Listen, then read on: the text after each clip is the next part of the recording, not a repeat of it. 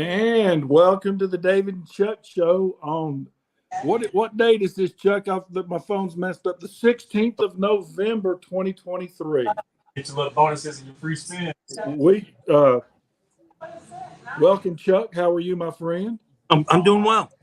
You're doing well. I know that you're in a, we can't mention the place that you're at, but I know you and Deuce are down there probably doing things that we don't want to know about. I don't know what you mean. We got some special guests with us tonight.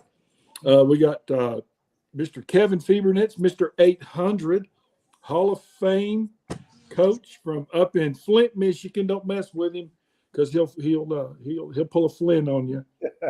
And I want to go all Flintstone on you. Let's do that, baby.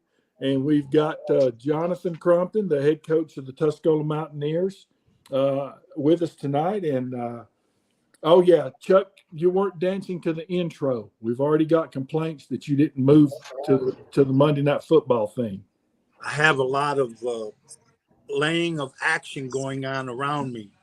Suddenly we just got busy. My eyes are sitting there moving around like That's it. So welcome everyone. Thank you for taking the time out of your Thursday night to be here with us. I cannot tell you how much we appreciate it. Thank you to our sponsors, Orchard Coffee.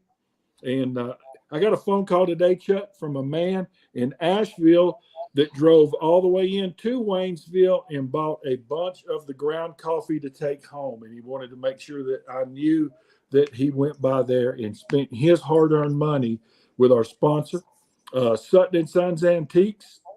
Young Mr. Sutton, I'm still hurting from when you hit me in the chest after the Pisgah game. I'm plotting on you, son. I'm plotting on you. And Crompton's Auto Mart, CromptonAuto.com. Come see us. Trucks, SUVs, 4-cylinders, 6-cylinders, 4-door sedans. Fill out the application at CromptonAuto.com. So anyway, welcome everybody. And Chuck, college football. And I guess as we said earlier in the year when we were talking about the Mountain 7, everything would go through Mills River, and we were proven right. Everything, and I hate to say it, everything right now is going through Athens, Georgia, as we speak. Right. But that doesn't mean, in my opinion, I still think that because they play better defense than anybody in the nation, and because of not the chip on their shoulder now, but the boulder on their shoulder, I think Michigan might be the team to beat.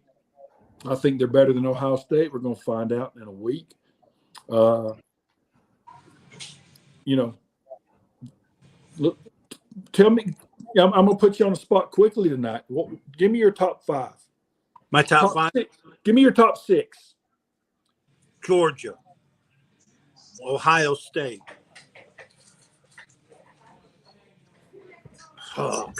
Alabama, Oh, God, I just puked. Michigan, Hold on. Florida State,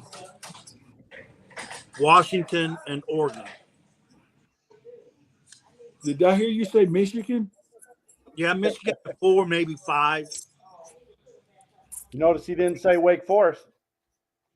Not 6, bro. No, not right now, buddy.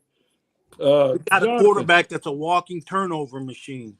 Jonathan, give me your top 5. And before you do, unanimous. It's just got released 2 minutes ago or 20 minutes ago. Ohtani, unanimous MVP. So anyway, give me your top 5 or 6, Jonathan. Who, me? No, Jonathan. Jonathan. A unanimous Georgia 1. 2. Who'd you say at 2? I had Ohio State at 2. Not a I chance. got Michigan at 2. No, I'm gonna go.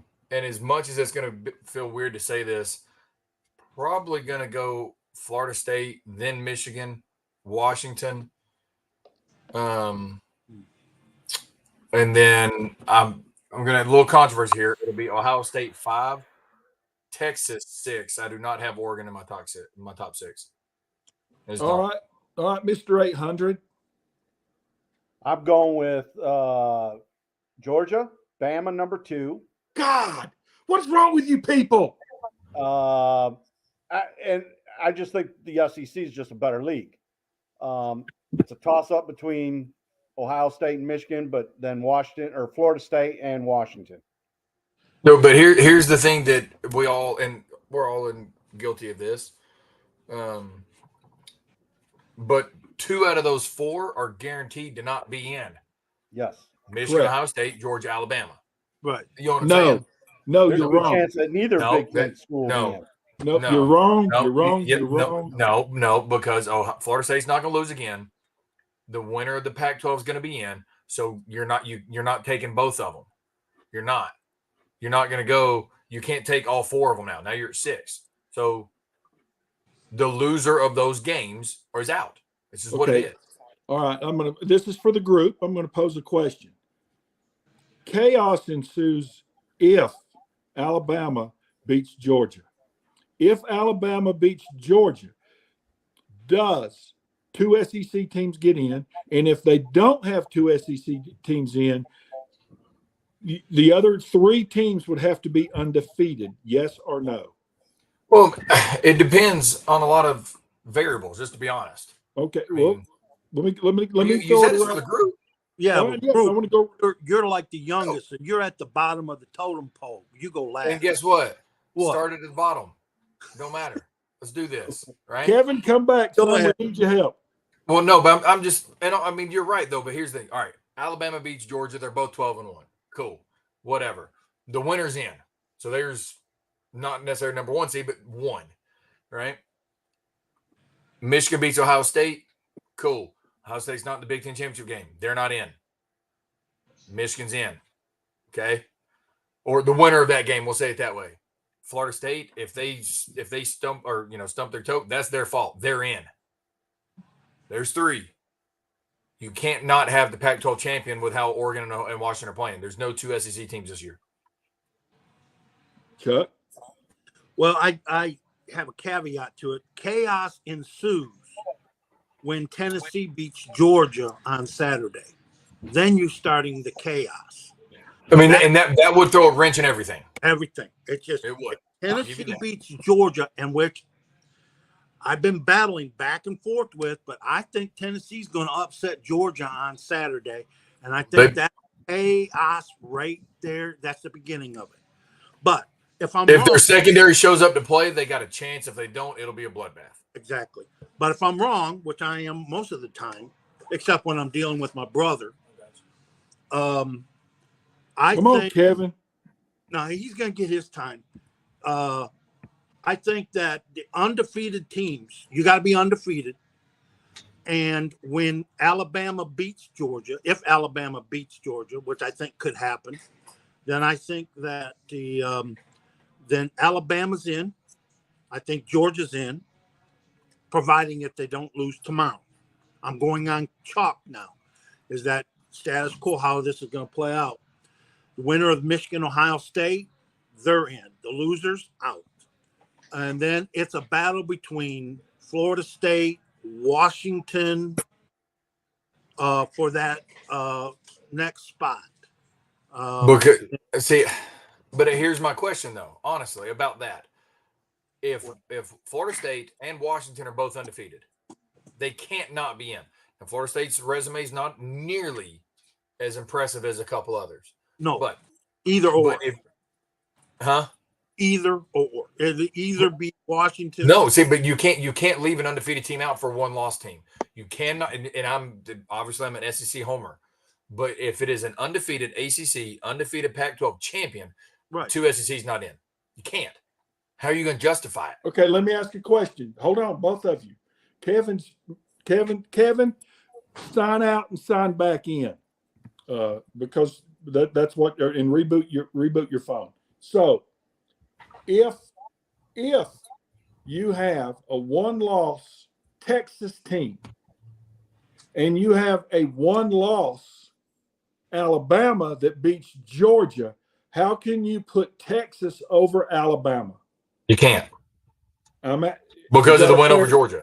Is that a fair? No, because they beat. Is that a fair question? No. Because Texas No, I'm beat saying you Alabama. can't because if Alabama beats Georgia, you can't put Texas over Alabama because what's Texas's most impressive win?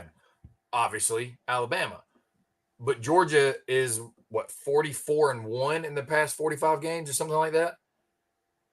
Alabama takes that down. That's a more impressive win than Texas beating Alabama. You can't go Texas over Bama in that scenario. But No. we are going on chalk here, and I agree with you, Jonathan. It's hard when you don't have it in front of you. The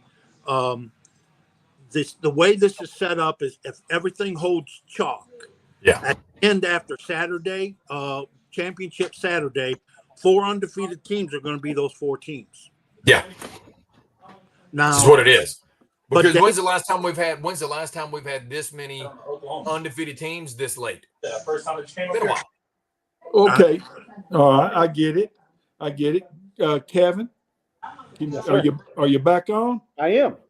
I know they got a little water issue up there in Flint, but tell them to get that. Tell them we need to get the internet just a little quicker. Or Chuck and I are going to come up there, and he's going to pull a Flint, and you know what that means. I'm just gonna stare- I'm just going to stand there and watch as the bomb explodes. But anyway, We can say that on live internet. what the hell? Hey, we're talking. We're talking playoff scenarios. The second time when you just came up here and told And, me, and my question to you, Kevin, is I've posed to Chuck and Jonathan, and I think Jonathan is dead wrong.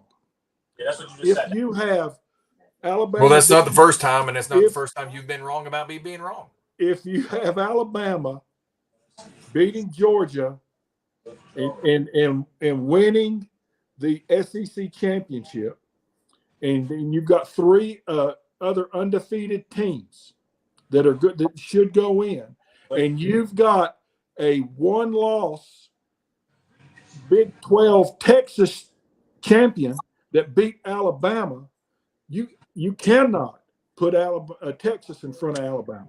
I just don't see it. That's what I just said. I said Alabama goes above Texas. No, I said you cannot put Alabama in front of Texas. Oh, You I don't know. cannot. Eye candy for me is I still say Alabama's a better team than any of those teams. But they Yeah. lost. They that win has or nothing lose. to do with it. No, they but I'm lost, saying but I what think is the 2 better SEC resume? teams will be in. Like I'm agreeing with Kevin. Like that, you got to understand. Just because Texas beat them early in the year and they've gotten better as it goes, You are. Alabama has gotten better. And as much as I'll be the first one to admit, I was not a believer in their quarterback early in the year. That dude's balling now.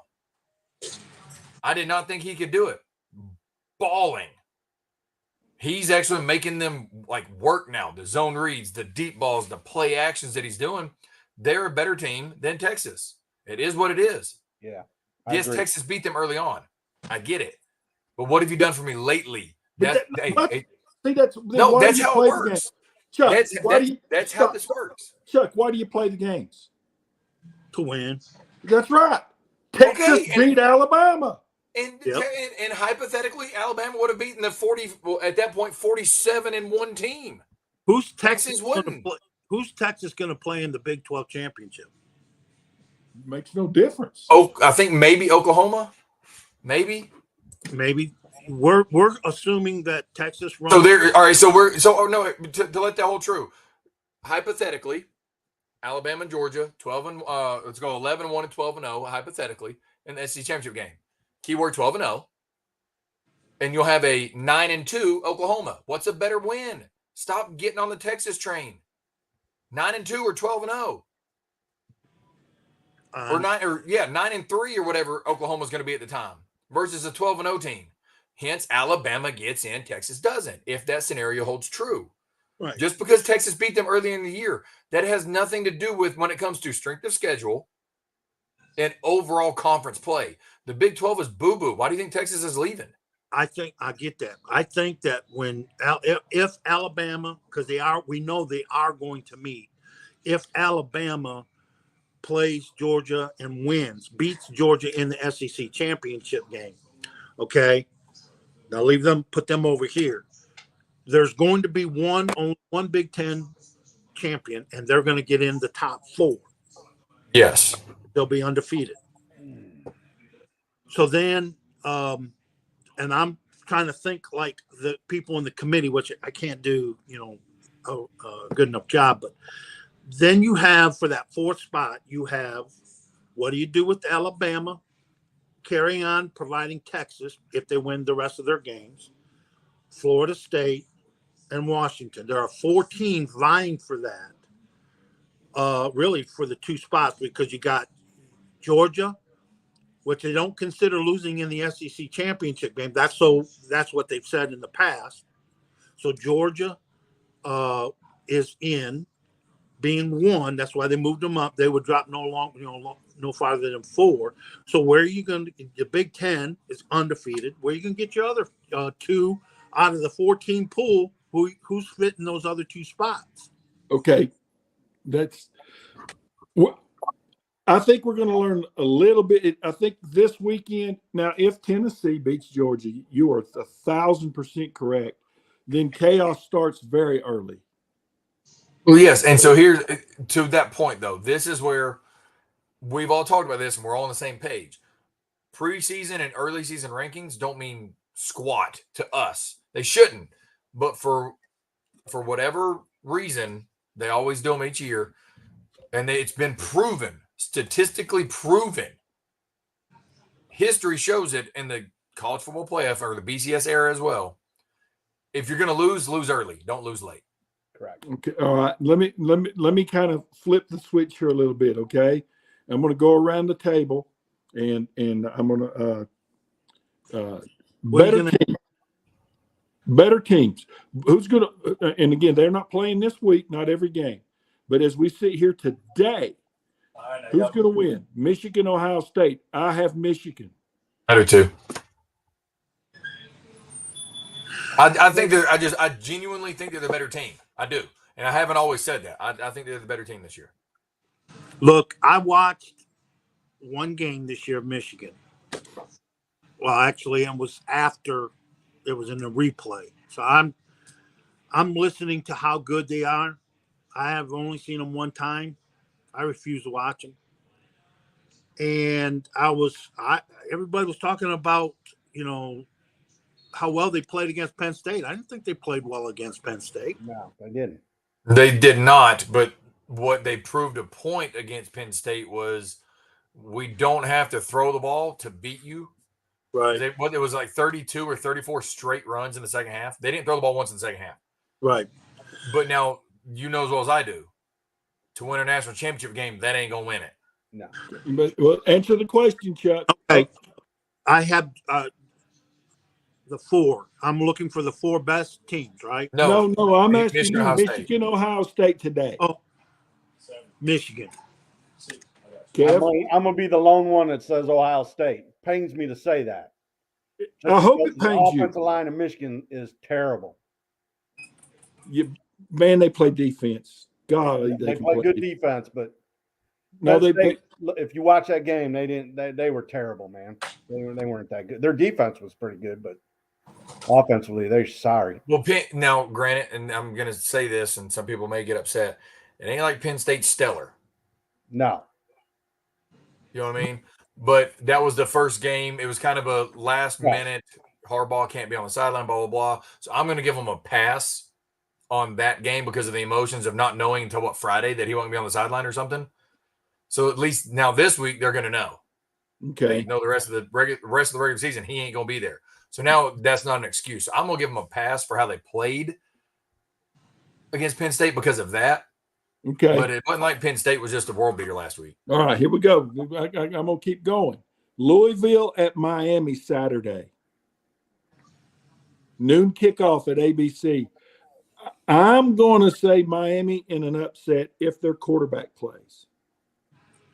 Having watched Louisville 3 times, unimpressed, quarterback play is suspect, no defense, I'm going to go Miami too.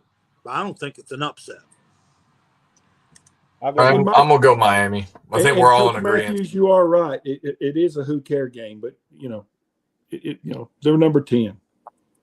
Kevin, Miami.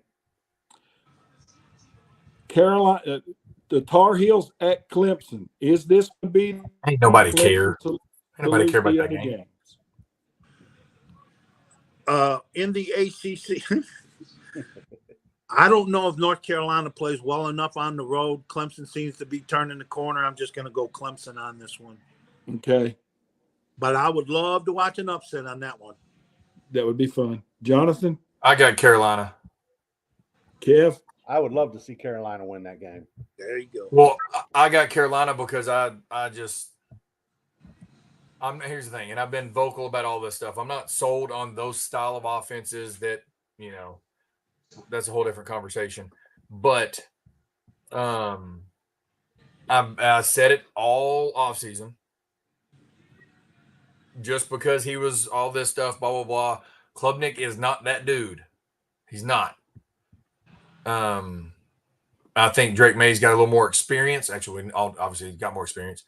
I think he's got a little more it about him than Klubnik. And when the game's on the line, you'd rather have him than Clemson's number 2. So that's why I'm going Carolina. okay. Big 12, not a lot of big games this weekend. Kansas State and Kansas 21-25. That's kind of it. They're playing at Kansas. Pretty even teams. In that Oregon State now. Oh, you're talking in the Big 12. Yeah, we're Big 12. We're Big 12 right now. We're getting there.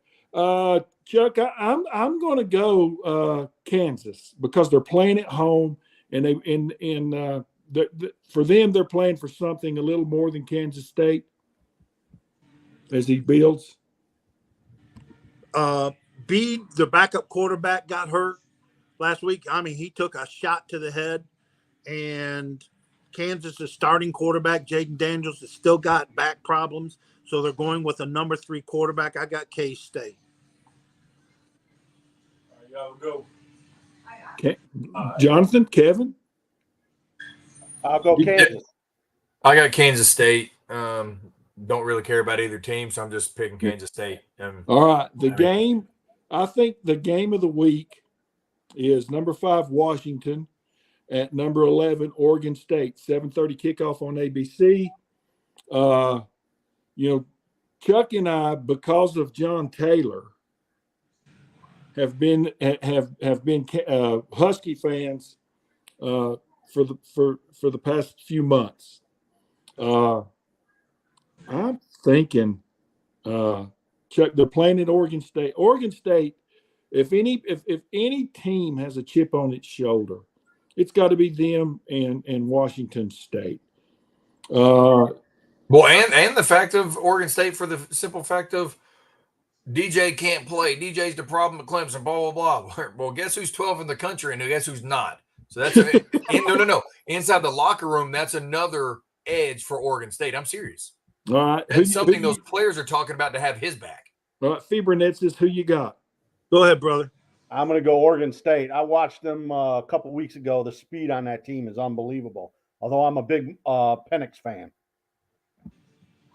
I got Washington. I'm going to stay on the bandwagon. I think they show up to play. There's nothing you can do about their defense. They're just going to agree to, look, every game we're going to play a shootout. There's going to be 50 points on each team. They're going to win a 52-50 game or something like that. It is what it is. I got Washington in a shootout. I do. And that's kind of what their games have been. But I want to bring this up is that a year ago at the end of last football season, who was the one that said, dudes, don't sleep on Washington? Yep. What? Come on, man. You did. I give you that. That's the truth. But that's I think it's a shootout. But I want to. Well, I was going to say one thing though about because it kind of ties that in. Coach Matthews asked as a question: can you bump Florida State from 4 if they don't lose? No. If you look at the top 6, no. Again, if you look at the top 6, Michigan, Ohio State got to play, so you got to lose. Georgia's playing Alabama. There's 8, so that 1 and 8 that doesn't matter. So Florida State instantly after Michigan, Ohio State, as long as they don't lose, bumps to 3, automatic. As long as Washington wins, then it's 1, 2, 3, 4. That's just as long as Florida State doesn't lose, They're in. they're in. Yeah, they don't lose, they're in. And I get it. Their resume is not as impressive as some others, but you know what? You play the cards you're dealt. Who do you have at 2 on that? Excuse me. The winner of Ohio State or Michigan would be 2. Not on my 2 because I had Florida State at 2, but I'm going by the rankings. Whoever wins that Michigan Ohio State game would be 2, and Florida State would bump to 3. And then if Washington wins, they would be at 4. If none of them lose, there's your top 4. Well, you need to find that site that we had last year that you had that was so cool. That was the live by the second site. Jonathan, find that. And the SEC, this is the week now that's just turned into trash week, except for one game. 3 games. Yeah. Well, I don't care about Kentucky. For me, I don't care about Kentucky and South Carolina. Nobody care about that game. Missouri is going to maul Florida. Missouri is good, guys. Whether we want to, Missouri is really, really, really guys. Good. The game of the week, everybody knows it. Alabama UTC. Come on, Alabama, y'all play. Hey, come on now, get on the skate. Let's go. We're going into week 11, but by God, let's play.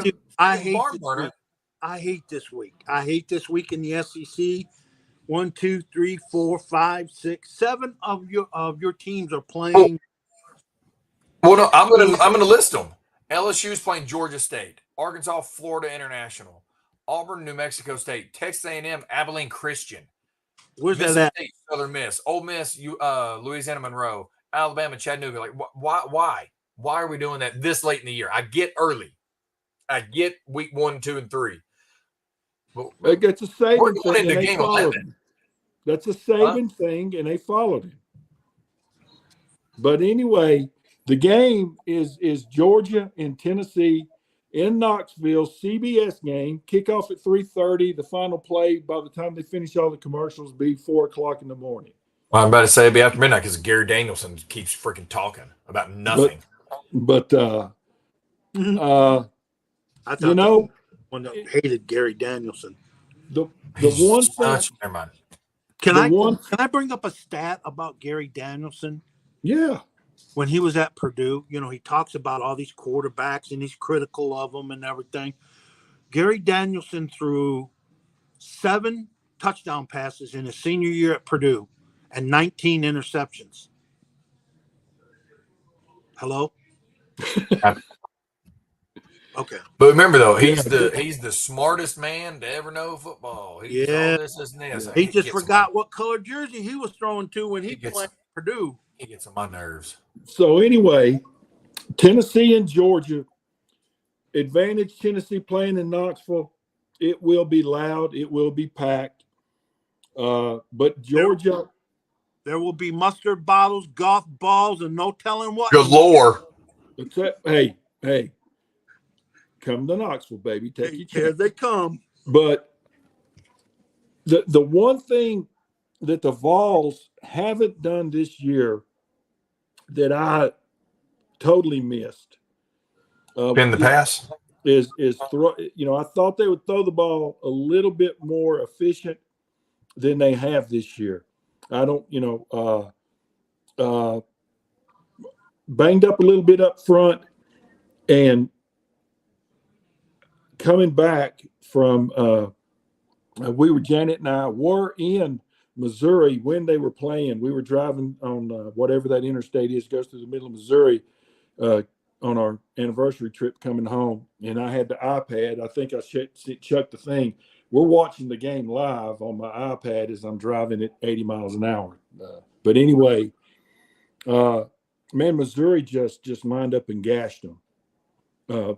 Their guys up front were just dominated Tennessee's guys up front. Georgia's probably a little better up front on the offensive side than Missouri. And I don't know that the Vols are going to throw the ball well enough or for enough yards to upset. Look, Well, if you watch my halftime postgame show, I tell you every week how to beat Tennessee. Missouri finally did it. Georgia did it last year. You play off match, which is a match, like it's a man/zone at a certain yardage, it becomes man. And you make them throw everything at under 10 yards. We can't run by you this year. We don't have a 4-3 receiver. So don't be worried about going deep and make them break tackles. We don't break tackles well out wide.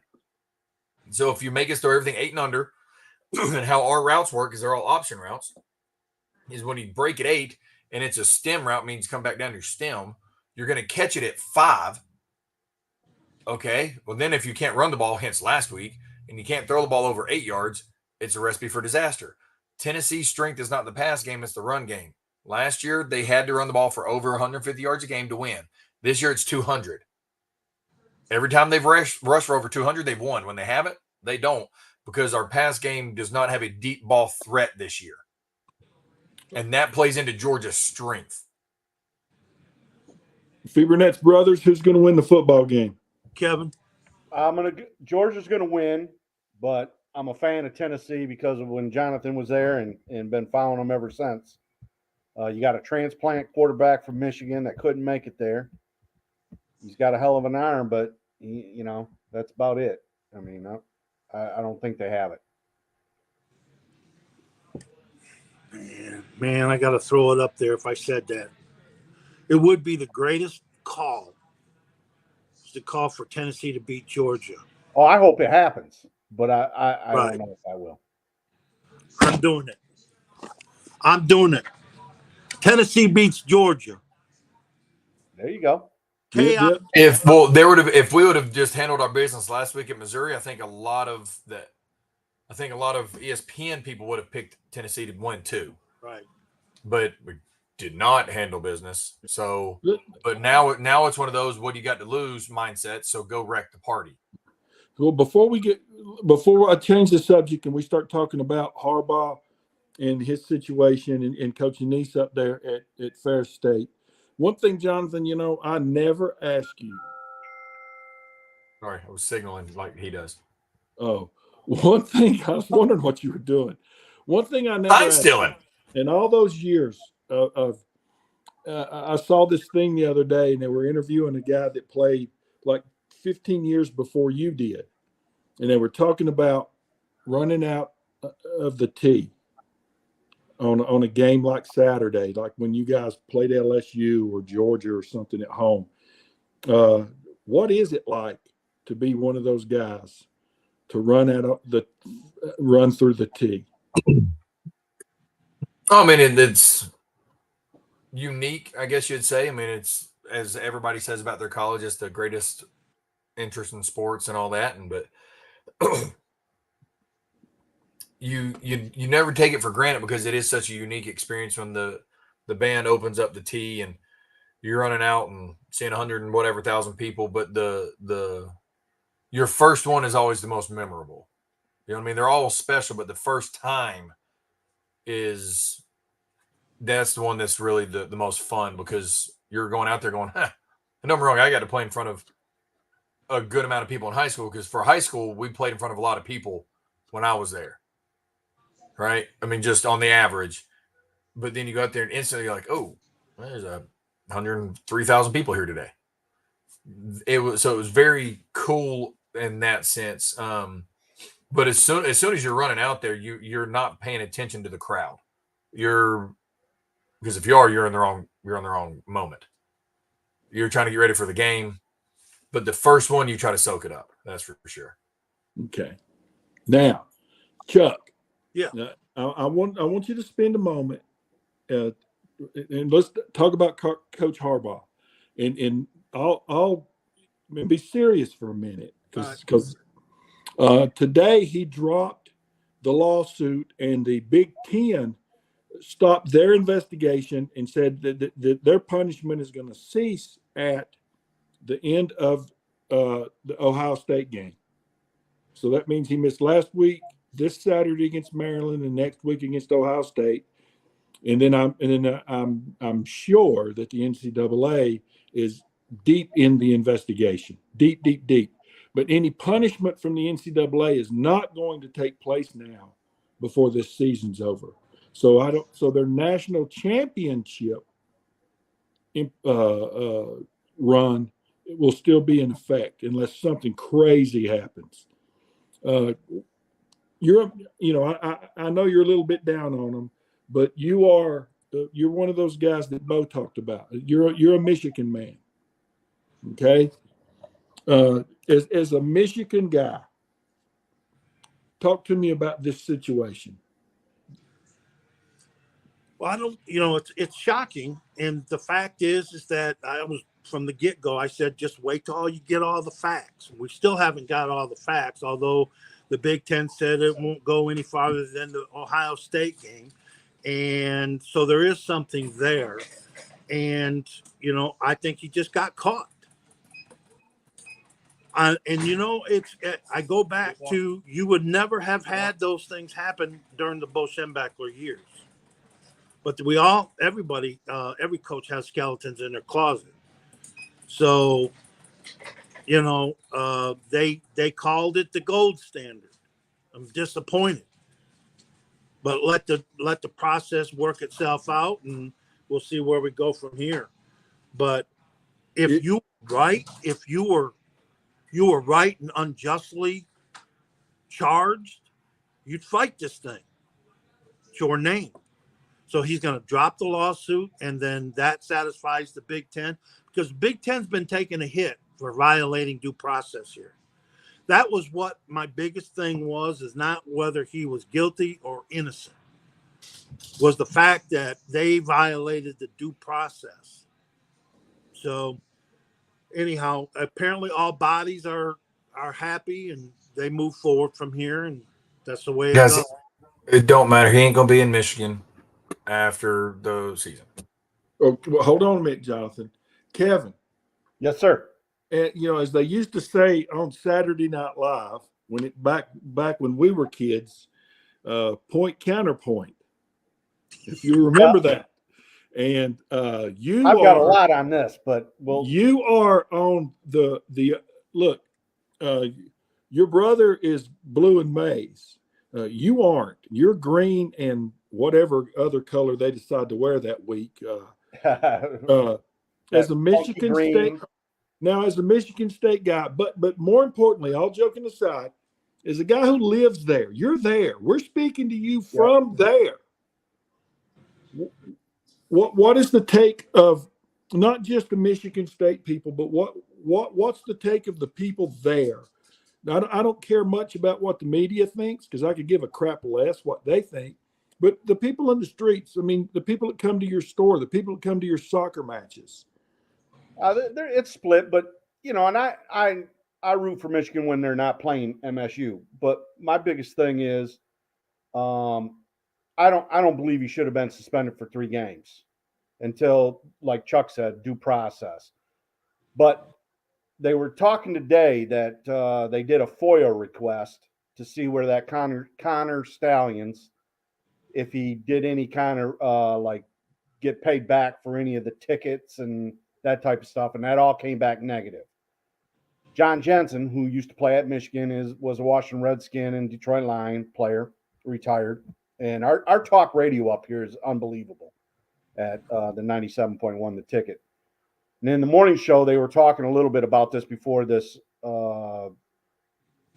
news broke that both sides gave up on it.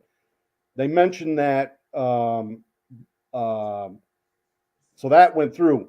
But I'm going to ask Jonathan, because I know my take, because I kind of consider myself an A-type coach.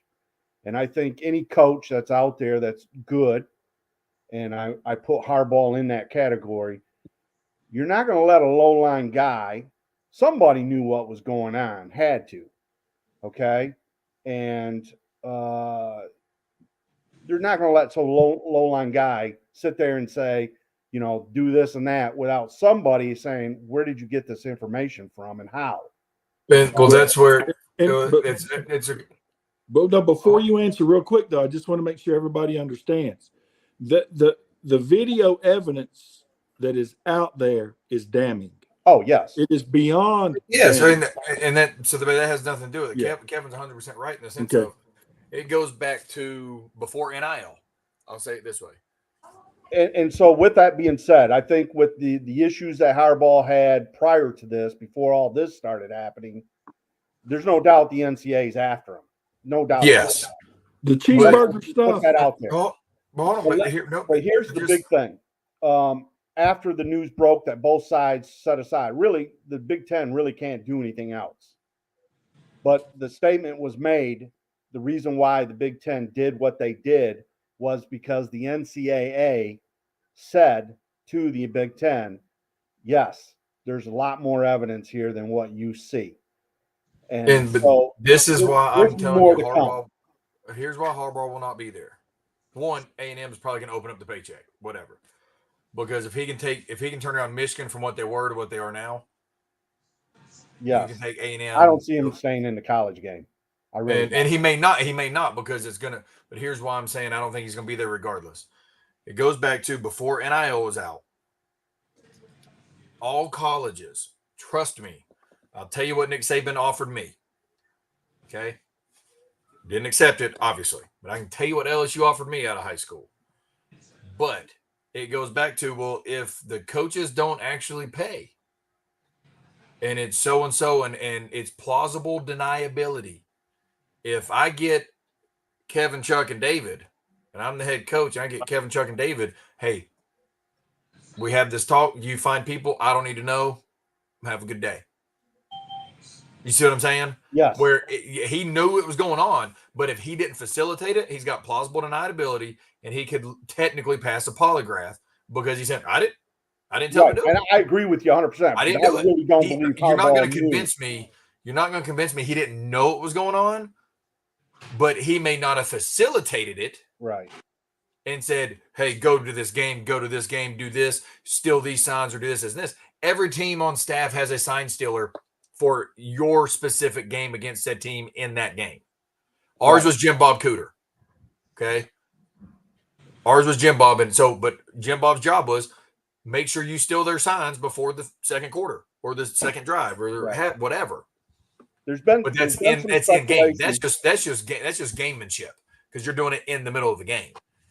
But you're not using technology like they were doing and then building wristbands around it and giving it to other opponents of teams you didn't want to play in the playoffs type deal in South Carolina. Right? Yeah, and off campus. But that's where I'm going with. I don't think he's going to be there because, yes, I think some other team's going to pay him. But also because, yes, he's probably got plausible deniability. But eventually, the more people you get involved, somebody's going to rat you out. Right. That's just what it is. If you're trying to be a thief, that it was an inside person that didn't want him to be there anymore. The NCAA seized their computers back on this other stuff back in the summertime. That's kind of where they're saying some of this came from. Yeah, because that's how I no doubt in my mind, I believe in my heart that Mentor and Jay Harbaugh know exactly what's going on, and that's been the speculation that those guys knew what was happening. Yeah, because it's one of those. If you want to rob a bank, you should probably do it by yourself and never tell anybody so you don't get ratted out. Right. I mean, that's just what it is. Now, am I mad at him for trying to get around the system? No, right. But should you have went that far? Probably not. But that also tells me if it does come out, keyword if, but everybody's even said, and they've even shown and proved that South Carolina has not worn wristbands before Tennessee and after Tennessee on defense. Right? That tells me that when you're trying to give away signs to other teams, you're scared of opponents. If you're a head coach and you're scared of somebody, come on now. Like, you know what I mean? Like, you should never be afraid of your opponent. That's all I'm getting at. Now, do I think Michigan's still a damn good team? Yes. Yeah. But that's where I'm at. All right. Now I'm going to talk and Chuck, I want you to tell the story, not about the opponent as much, but in the Division II, the Fair State is coached by Tony Annese, correct? Correct. I got to go. All right. See you later. See ya. Bye. Congratulations, Jonathan. Thank you. So Ferris State is coached by Tony Annese, two-time defending national champions, correct? Correct. When they won the championship last year, they were down at because they played in some stadium in At Texas. McKinney, Texas ISD Stadium, which is the McKinney, I guess it's county school districts, one stadium for all the schools, and it is a beautiful stadium. 10,000. Yeah, no denying that. Correct? They were So, they were on high school grounds. so when they won the game and they won the championship, they lit cigars, and all hell has broken loose since then. Right. And the NCAA came in and said, Coach Annese, you guys broke the rules, even so here's what we're going to do. If you guys make the playoffs next year, we're going to suspend you for the first game of the playoffs. Am I right so far? Right. All right. Now, probably the two best teams in Division II are who? Grand Valley State and Ferris State. And the NCAA, in their infinite wisdom, made the first round game who? Grand Valley State and Ferris State. And the head coach of the two-time defending national champions is? Tony Annese, my former teammate at Alma College. And he is suspended for them smoking cigars. Yes. I'm going to throw it to you. Well, Tony's team, Tony has won everywhere he's been. He's just one of those special cats that when you watch him, you don't know how he does it, but he does it. And he'll come in and tell you basically, I don't need a multi-year contract. I'll change the culture in 1 year. He has interviewed for the Western Carolina job. 3 years ago, he took Ferris State to the first D2 national championship, and it was against Valdosta State, coached by Kerwin Bell, who's now at Western Carolina University. And Kerwin's team beat him. Then they came back the next year, the following. Well, Chuck just went away, Kev. Somebody pulled the plug on him. So hold on. He's back. He's back. Somebody tried to call him. I've learned my lesson. Okay. Now they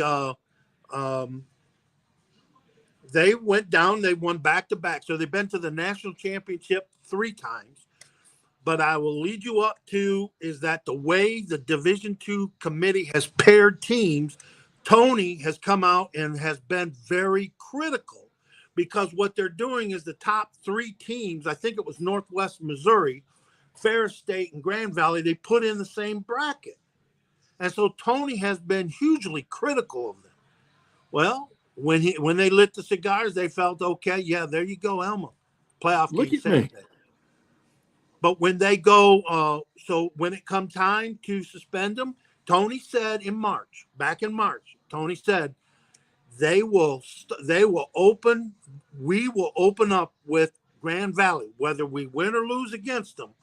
We will meet Grand Valley in the first round instead of taking the 4 best teams and putting them in the 4 different brackets.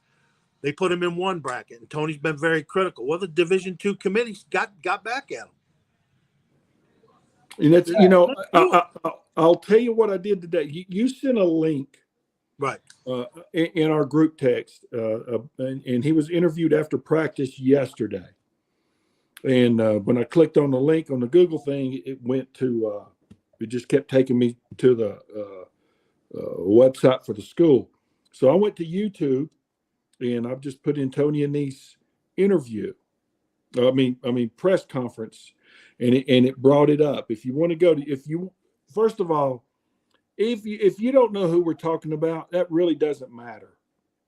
If you want to see a guy that is a football guy, if you want to see a guy that you want your kid to play for, if you want to see a guy that you want to represent your university, if you want to see a guy that understands to do the right thing, and a guy that's not afraid to speak the truth. Pull up Tony Anese's interview from yesterday. It is impressive. It is beyond impressive. He is not an egotistical guy. I watched it 4 times today. It's 13 minutes long, and I watched this thing 4 times today, man. I didn't want to miss a word that he said. And if you really want to know what college athletics is all about, or what athletics is all about, and what being a leader is all about, and molding people is all about, go watch that interview. I promise you, if you've never heard of Ferris State, it doesn't make a difference. If you've never heard of Tony Anese, it doesn't make a difference. It is worth every second that you watch. Because the one thing that he, and Chuck, you can quote me and you can correct my quote, because I was, what was he talking about?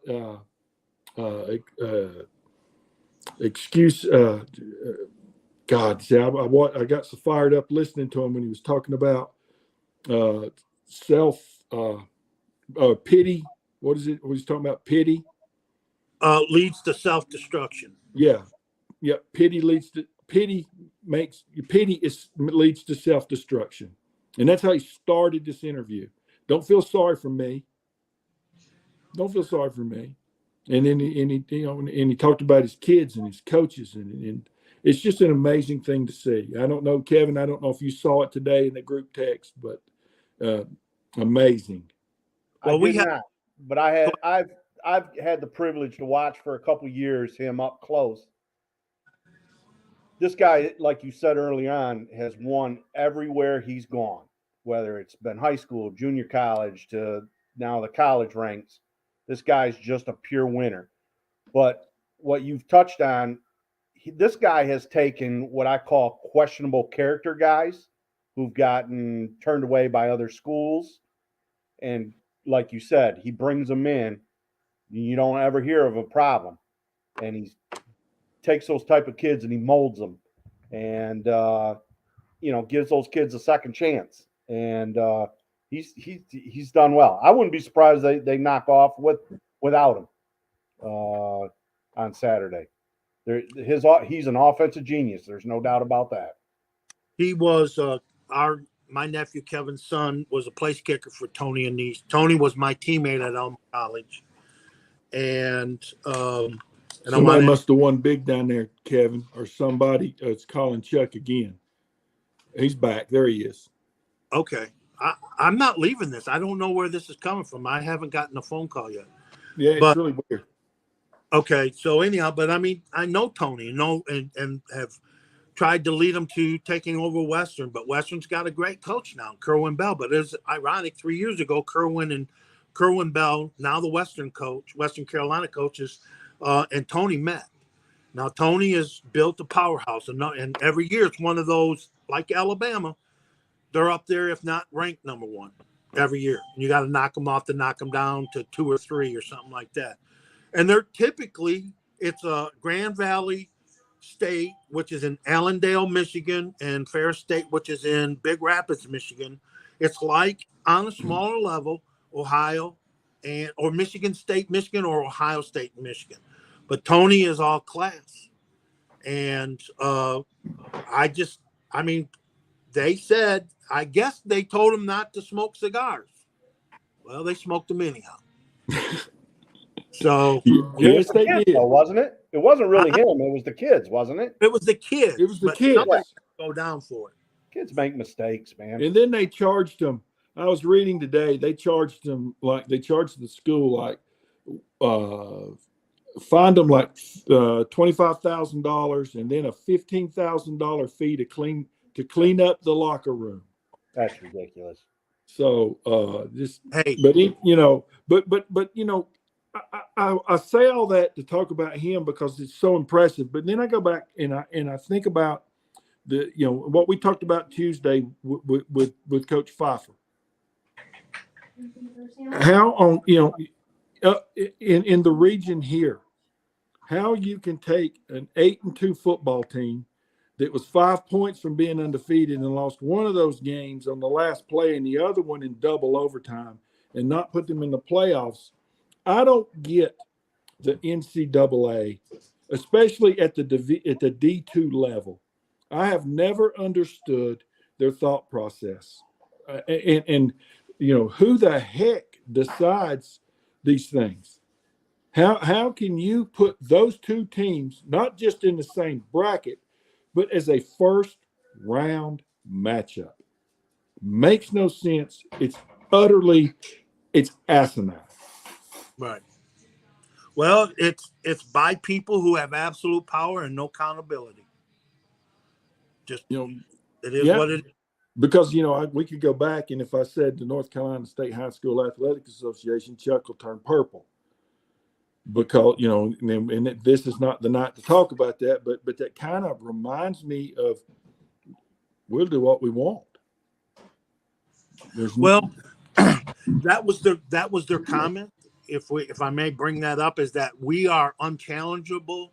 We are who we are. We're a private entity, and we answer to nobody at that time until they got caught in the cookie jar with a slush fund of over $40 million. Suddenly, and we all know that the association down here at the state of North Carolina, you get west of Hickory, and they don't care about you. But when that crap happened, all of a sudden the love affair with the association came. They named the preseason coach of the year is Brett Chappell. You know, I mean, now they're starting to give love to the Mountains because, you know, right now they've lost. They're going to have to answer to the state superintendent. They're no longer a private entity, and the state government will take that $40+ million and they'll do with what they want to do with it. Somebody parked that money in there. Don't know who. But $40 million, for the love of God, what are they doing with $40 million? Unaccountable. But back to Tony, is that Tony was critical. Well, you probably had somebody there that took exception to it and said, all right, we'll show you who's boss. And that's not the way to run things. It's not the way to run things. But Tony's a big man. He'll be fine. Yeah. It's your committees that are getting behind closed doors. What's that? Deals. Yeah. My brother. So listen, all right, here's a good subject. I didn't know what a Coney dog was. Okay. So Chuck and I take our trip to Detroit to watch the Lions and the Cubs play. I mean, the Tigers and the Cubs play. Media passes, Tigers, I still call it Tiger, Comerica Park, in the press box, at full access to the field. The people we met in spring training bringing us those bags of food. But we stayed at Chuck's mom's house. God rest her soul. I loved your mom, both of you. She loved me. So she loved me more than she loved you two turds at the end. But she made me those Coney dogs. And and the only thing she did is I would say, I really don't want onions. And she would just roll her eyes and go, okay. And but we're in the South. We think we got the greatest food. But if you're going to eat a hot dog, folks, you need to get a Coney dog from up in Detroit. All right. Well, it's Flint, and it's Flint style. I'm sorry. There's Detroit style and Flint style. The Detroit style is more of a wet style. The Coney dogs are a drier, and it's just your taste. But go ahead, Chuck. Yeah, Kevin's son just got married a couple of weeks ago, and we were up there, and I forgot that King Arthur's pasties, Cornish pasties, but they were created up in the UP in the mines. All right, Chuck, come back, buddy. All right, King Arthur's pasties. Well, Saturday I thought I'm gonna go there and get me a bunch of them, and they were closed. And so I was sitting in the corner, and my wife asked me, she said, "What's wrong?" And I had that pouty face. I was like, King Arthur's pasties is closed. I didn't get any pasties on this trip. So, I mean, when you go back home, Flint style Coney dogs, pasties. Is anything else, bro? Oh, Nutties. Nutty Nut Donuts. Donuts from Donna's Donuts in Flint. But is that putting peanuts on a donut? Oh yeah. That's Oh, just yeah. bad. That's but listen, I love you guys, but that's just that's sacrilegious. Again, you're talking to the But- people down here. Krispy Kreme, hot and ready, just glazed, dripping. Right. Come on. Right. Oh, no, Donna's Glaze. has glaze too, man. They have all sorts of styles, but Nutty Donut, man. One Yeah. of the best. Sacrilegious. I got your sacrilegious right here. You bet you do, buddy. But you know, you live in the home of Krispy Kreme. Winston-Salem, North Carolina is the home of Krispy Kreme. My wife has a fond affection for them. Can't stand them. That's a personal taste. Grew up on the Nutties and the cake donuts and everything back home. And so she'll have, let's go there. And I mean, tell you, I just said, why don't we just get a bag of sugar and you just eat the sugar out your hand? You know, I mean, that is just like you take a bite and you're like, well, there goes my cholesterol. There goes my sugar level. There goes everything. You know, I got to notify my cardiologist that I had a Krispy Kreme donut. You boys ain't right. But anyway, Tennessee, Georgia, everybody, if the Vols win that game, chaos will ensue for the 4 playoff spots. Now, before we leave, Yeah. noon kickoff, first round of the Division III National Tournament. Elma College hosting DePaul out of Indiana, 2 10-0 teams. You can go on its website, Elma College Athletics, and you can click on a link and you can watch the game live on streaming, or you can go to YouTube and probably watch it there also by just putting in DePaul, DEPAUW, out of Indiana versus Elma College football.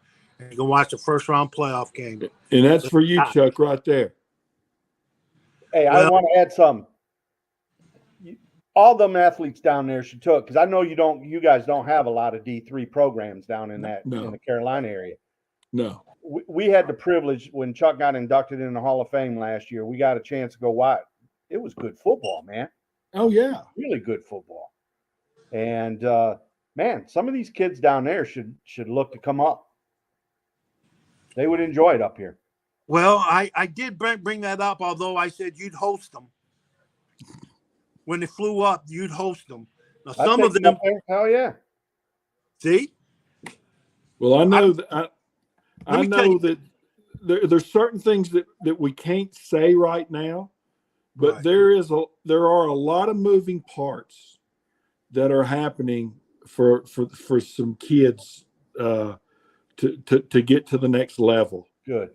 And I know that Chuck and I are not. We can't say anything right now, but I promise you, there's a hell of a lot of work going on. That's for these kids that want to go continue to play, that can play, to be able to go and get that degree. Yep. And there's a lot of things going on, and I know Chuck is working his fanny off. I know that what I've been doing. I know that Jonathan is literally working nonstop, trying to get these kids a chance, because it's bigger than football. Hey, David, I got a question for you Yeah. before we leave here.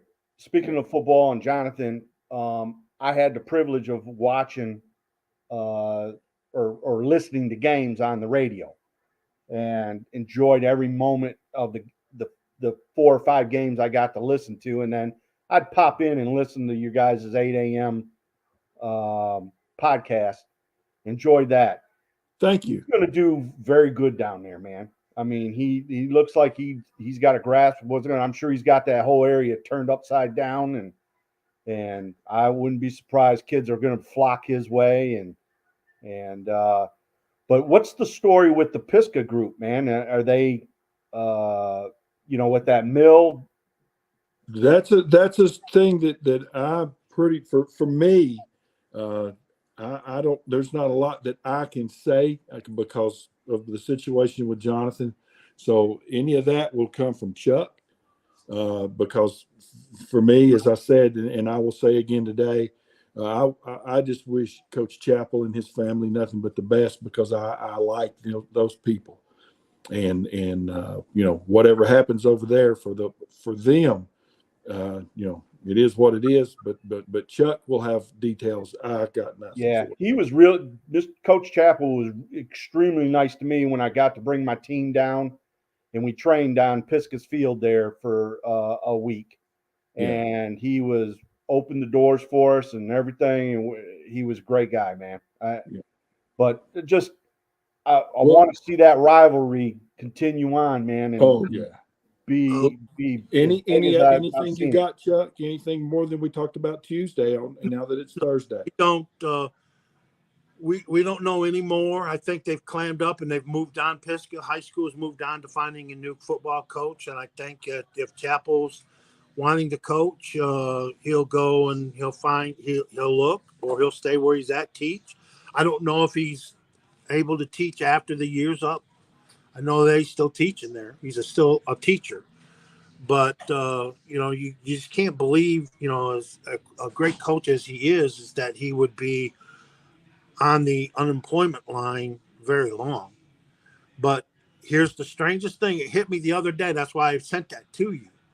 Was I just realized that a Shrine Bowl coach stepped down. Whether it's forced or whatever, I don't know. But they had a good record this year, right? Well, they were 9-3 overall after losing the second round. It's unfortunately it's become a me world today, man. Yeah, a 71 parents that get just a little bug up their rear ends. Right, 71% winning percentage, and but just whatever happened, it had to be addressed, and they had to address it. I know that the AD is an incredibly talented, super person, Heidi Morgan, and I know Clint Connor very well. Clint was a former offensive coordinator at Pisgah, so I don't know. But they had to make a move for their reason. They had to make a move. He won't be unemployed long. No, not a 9-3 guy. So, football on Saturday, college basketball's already started, and we're going to get as we progress. We'll start talking about which conference, because Chuck's all about the conferences, and I always mess with him in football because he's always trying to say how bad the SEC is, but we always end up kicking everybody's butt. So, but the SEC is the best league and the best conference at all. I'm just telling you, just for my eye candy. All right. You're wearing glasses. Any of our top two teams are maybe third or fourth place best team in the SEC. Sorry. Okay, fine. Hey, I got one thing to add. Yes, sir. Tony Annese, former Elma College great football player, is the highest winning percentage of all active coaches in all divisions. Better than Dabo, better than Nick Saban. He has the highest winning percentage for active football coaches in the nation. We're proud of him at Elma College, but that's what we produce at Elma College. Hint to all those that are looking at Elma College. That's it. And you have to become a man if you're going to wear kilts. Kilts up, baby. Kilts up. Got to bring up the kilt thing every time, don't you? Hey, man. Well, no, that's a good thing. But just like I say, be able to do that. Yeah, kilts up. Just wear your underwear. There you go. All right, guys. Chuck and I'll be back Tuesday. Have a great week, Kevin. Thank you so much, Jonathan. Thank you, son. Chuck, as always, this was fun. And how many wins you got? How many what? Kevin, how many wins do you got? Oh shit, Chuck. 834, something like that. 834. We call him Mr. 800. By the time he'll be at 900 in 2 years. I'm close to the end, brother. Hey, just FYI, your granddaughter just texted me a few minutes ago and said, "Hey, Uncle Kevin, I'm watching the MSU Harvard game, That PK was awesome. Score. And I asked her what the score was. She said 1-0. Ended 1-0. MSU moving on to the second round of the NCAA women's tournament. He ain't moving up there. Hey, Well, man. I got a Yeah, we're granddaughter. going to give her the money. What? Show her the money. She ain't going to Michigan State. Why Let's not? watch the fight. Oh, baby, there's a fight going to happen here. I'm just going to stay. He ain't fast enough to catch me. That is true. All right, Chuck, don't get in trouble down there. I won't. Tell Deuce he's got his man card now since he had on his Jordans tonight. He won the day. Hey, Kevin's Deuce? he's got a granddaughter too now. Who's Deuce? Mary Deuce is the guy I work with. Deuce is the man. Oh, Yeah, He's I'm supposed to be protecting Deuce's back. And Deuce is like 6'4", 245. Bad to the bone. that's it, man. who's protected? Who's back? Well, I'm supposed to be protecting his back. You got it. You've been doing a good job for the last hour. Oh yeah, we got this And we got twice a week. All right, guys, we'll see you later. Have a great night, everybody. We'll see everybody next Tuesday night. Have a great weekend. Enjoy. All right. Al. All right, Thank you. goodbye.